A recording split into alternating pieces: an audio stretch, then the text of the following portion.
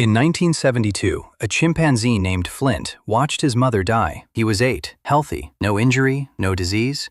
He stopped eating, he stopped moving. He kept going back to the spot where she died and sitting there, staring at nothing. Within a month, Flint was dead. Not starvation, not illness. The researchers who recorded it reached for a word that made other scientists deeply uncomfortable. They called it grief. And it wasn't the word that unsettled them. It was what it implied, that the capacity to be destroyed by loss, the thing we'd told ourselves was ours alone, was running quietly inside a mind we'd spent centuries dismissing. That was only the beginning. So before we go on, put a number on it. In your head, not out loud. The ability to mourn the dead, to be unable to leave them. How old is that? A few thousand years since people started burying each other? 100,000? Older? Hold that number. We're about to find out how wrong it is. For most of history, science assumed the answer was nothing. An animal dies, the rest move on. Clean theory. Also wrong. The closer we looked, the more we saw the same thing. The animals weren't moving on, they were staying. In the summer of 2018, off the coast of British Columbia, an orca held marine researchers' attention for over 2 weeks. To them, she was J35. The world came to know her as Tahlequah. Her newborn calf died about half an hour after birth, and she would not let the body go. For 17 days, she carried it on her head, diving to retrieve it each time it slipped, close to 1,000 miles in all. She fell behind her pod and couldn't feed. By every measure, it made no sense. She knew the calf was dead, and still, she wouldn't leave it. Then, in late 2024, Tahlequah gave birth again. That calf died too, within days, and once again, she carried it. She knew exactly what it would cost. She did it anyway. It gets older. When an elephant dies, the herd does something almost nothing else alive does. They go back. Sometimes years later, they'll cross land they've walked 100 times,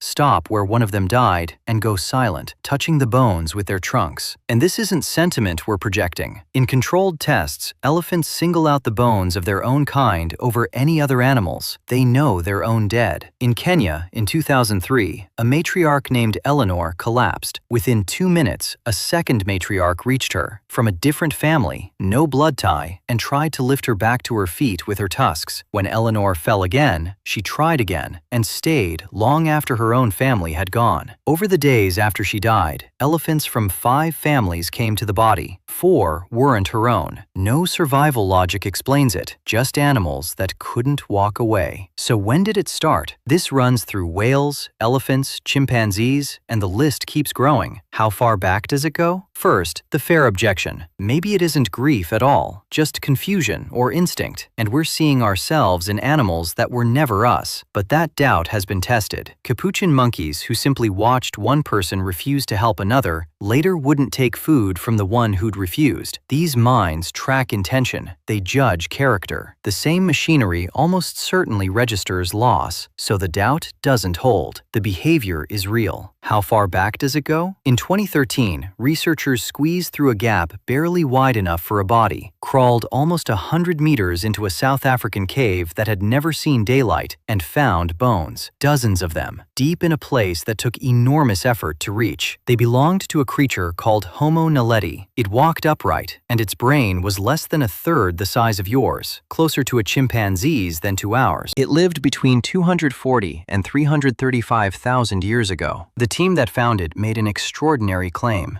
that this small-brained, almost human creature had carried its dead deep into the dark on purpose, dug shallow graves and covered the bodies. Deliberate burial, more than 100,000 years before our own species was doing it. And then the fight started. Other scientists looked at the same evidence and said, no dug pits, none of the signatures a real burial leaves.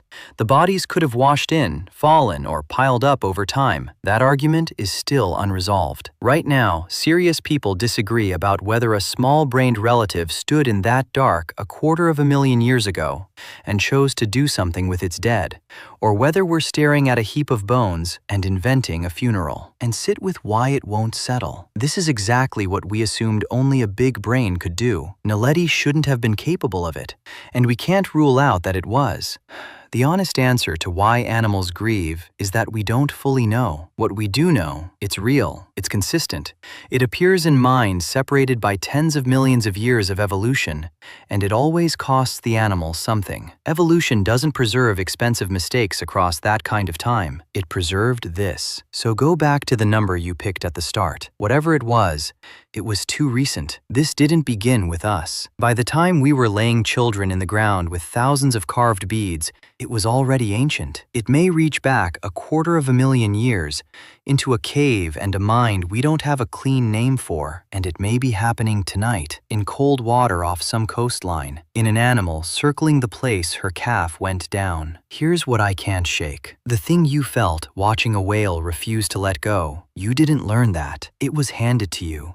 Down a line older than your species, maybe older than the big brain we're so proud of. So here's the question I'll leave you with. The grief you'll feel one day for someone you can't yet imagine losing. Is that the most human thing about you, or the oldest animal thing in you? If you want to go deeper, I've built the full case file for this one. Every species, every site, the studies behind each claim, the fights still open. It's free. The link's in the description. Think of it as the evidence room, and there's a file that belongs right beside this one. Why your brain slows down and stares at death instead of looking away. It's on screen now. Open the file.